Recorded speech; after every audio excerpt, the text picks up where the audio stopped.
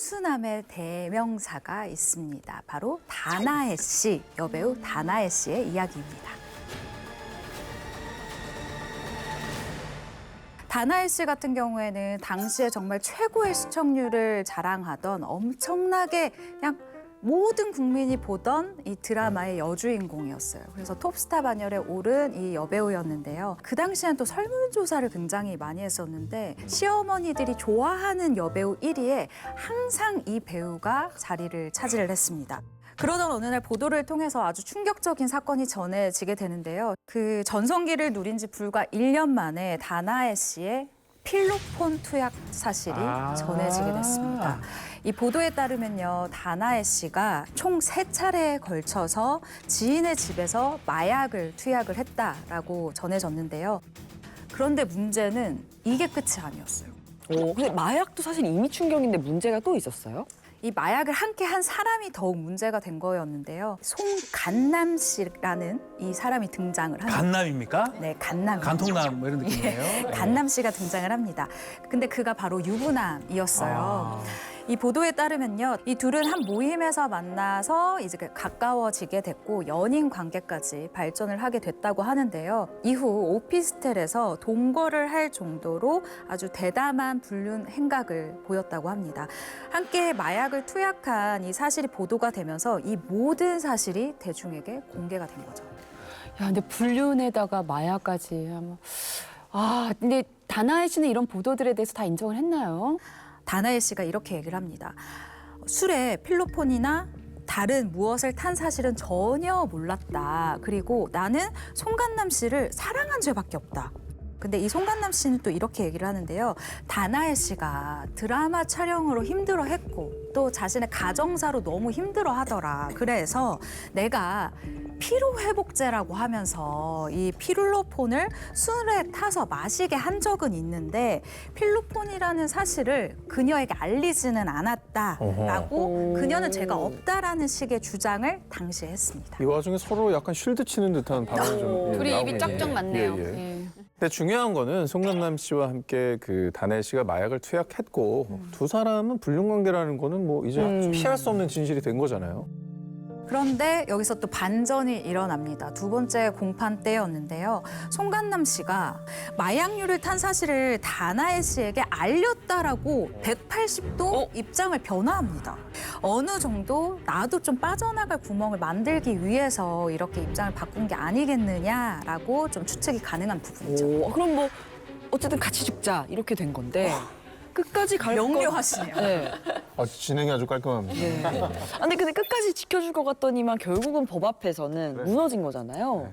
그럼 두 사람의 관계는 어떻게 됐어요? 검찰이요. 다나해 씨와 송간남 씨에게 다시 한번 추가 기소를 했다라는 사실이 알려지게 됩니다. 저는 이제 어떤 걸로 기소를 했는지 알 것 같아요. 촉이 좋으시잖아요. 네. 근데 송강남 씨가 아내 입장에서는 불륜을 저지른 남편과 내연녀가 서로 법정에서 사랑 타령하고 있는 그 꼬라지를 절대로 그냥 보고 있지 않았을 것 같습니다. 예. 맞습니다. 얼마나 화가 났겠어요. 맞아요, 또. 맞아요. 일단 송간남 씨의 부인이요, 두 사람을 간통죄로 고소를 하기에 이르렀습니다.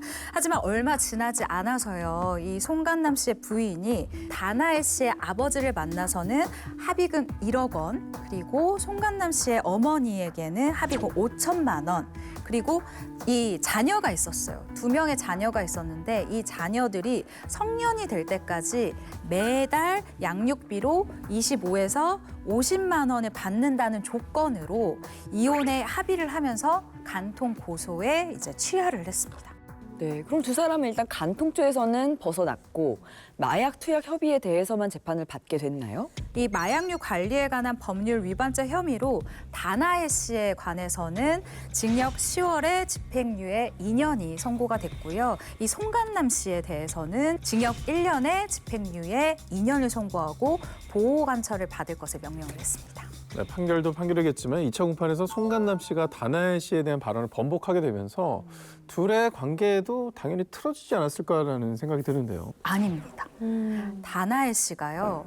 집행유예를 선고받은 이후에 송간남 씨와 함께 살기 위해서 지방에 이 살림집을 마련했다. 그리고 법정 밖에서 계속해서 사랑을 이어나갔다라고 알려져 있습니다. 야, 근데 다나이 씨도 진짜 단아하게 한길 가네요. 단아. 어떤 측면에서는 어떤 측면에서 그렇지 않아요? 와. 네. 야, 근데 왜 그런 자신감을 거예요? 느꼈을 것 같은데. 마약 사범으로 만든 남자인데 왜 그렇게 판단한 건가요? 사실 내 인생을 망친 남자잖아요. 이 송간남 씨가 한 잡지와의 인터뷰를 했어요. 그 내용을 발췌를 해봤는데 지금 생각해보면 그녀는 모르고 먹었던 것 같다. 지금 이 말은 법정에서 내가 한 말을 뒤엎으려는 게 아니라 어허. 다만 심정적인 추측일 뿐이다. 어쨌든 그녀는 내가 만든 피해자라는 거다. 뭔 말이야? 무슨 말인지 잘 이해가 안 되는데요. 그러니까 이해하기 힘든 말을 이 송간남 씨가 했었거든요. 지금은 이 두 사람 각자의 길을 걷고 있는 것으로 파악하고 있습니다. 그럼 이 다나엘 씨는 지금 어떻게 사는지도 좀 알려진 게 있나요? 연예계 복귀의 뜻을 몇 번 밝혔어요. 약간의 이 기운이 기사로 퍼져 나오기만 해도 대중의 반대가 너무 극렬한 거예요. 그래서 현재는 배우가 아니라 아주 평범한 삶을 살고 있다라는 정도로만 알고 있습니다. 그런 일 없이 활동을 했으면 진짜 지금까지도 큰 사랑을 받았을 텐데. 저도 엄청 좋아했거든요. 예, 좀 씁쓸하네요. 예. 자, 이제는 병원까지 연루된 사건이 또 있다고요. 등장인물은 남편이 도란남이고요. 네. 아내는 장복수입니다.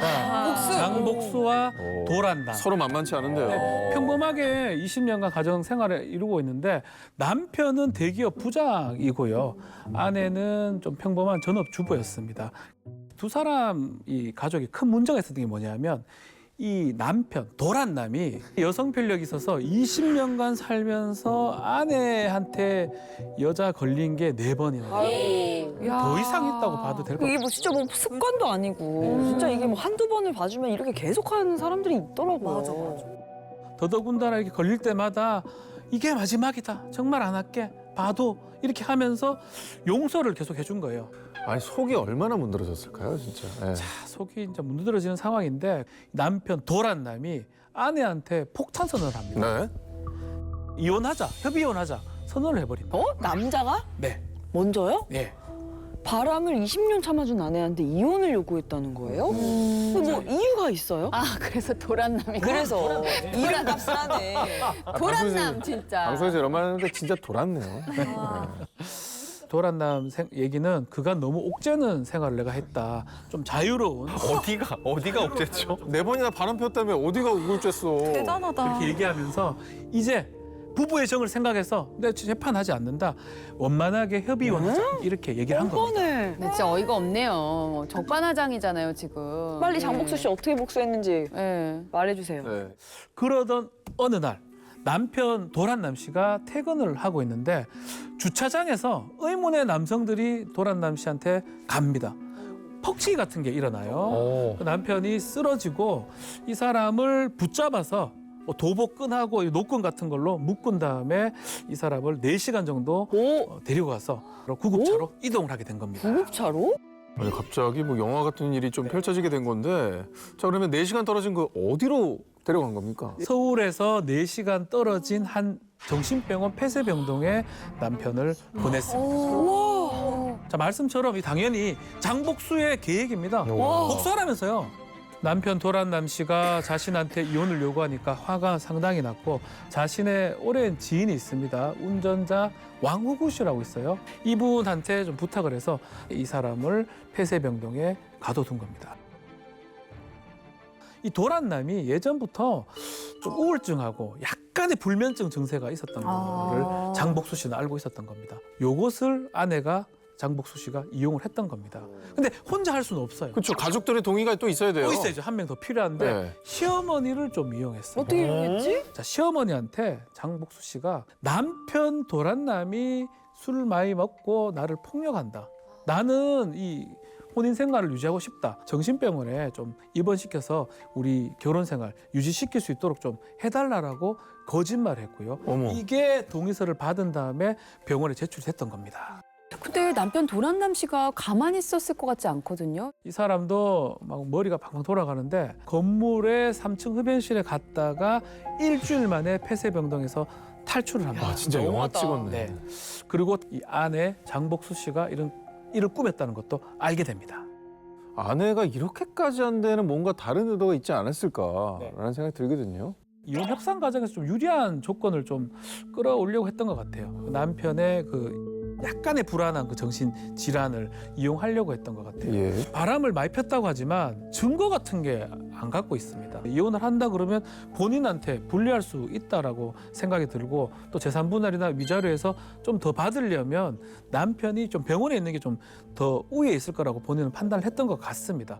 와, 그럼 그 이후에는 어떻게 됐어요? 남편이 가만히 있진 않았을 것 같은데. 그렇죠. 이 도란남이 오히려 결혼 생활 불성실을 이유로 아내한테 소송 제기를 합니다. 놀라운 거는 이 소송하는 과정에서 또 이상한 사실이 밝혀집니다.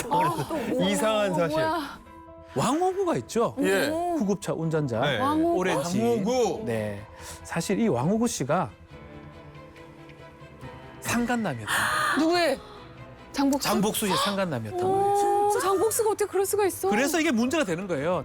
두 사람이 나중에 결혼하면 그 돈을 위해서 작당 모의라고 큰 야. 그림을 그렸던 겁니다. 여기서 돈을 떠서 둘이 살 계획을 잘 살라고. 야, 근데 약간 이상하긴 했어. 왜 한 번 잠깐 등장하는 구급차 운전자에게 이름을 붙여줬을까? 이게 이상하긴 했는데. 근데 이제 나는 왕호구라 이 사람은 그냥 순진한 피해자겠구나 반전이 있네, 이 스토리요. 라고 했는데 두 사람은 결국은 뭐 재판 이혼하지 않고 아무런 조건 없이 협의 이혼을 했는데 이 정신병원에 가다둔 겁니다. 불법 감금이 될 수가 있거든요. 공동 불법 감금이 될 수 있기 때문에 그 부분을 나중에 이 도란남이 문제 제기를 합니다. 폭칙이 들어갔다고 예, 그런 부분들. 그래서 민형사 소송을 제기하고요. 결국은 장복수 씨가 징역 2년에 집행유예 3년을 받고요. 왕호구는 징역 6월에 집행유예 2년의 선고를 받습니다.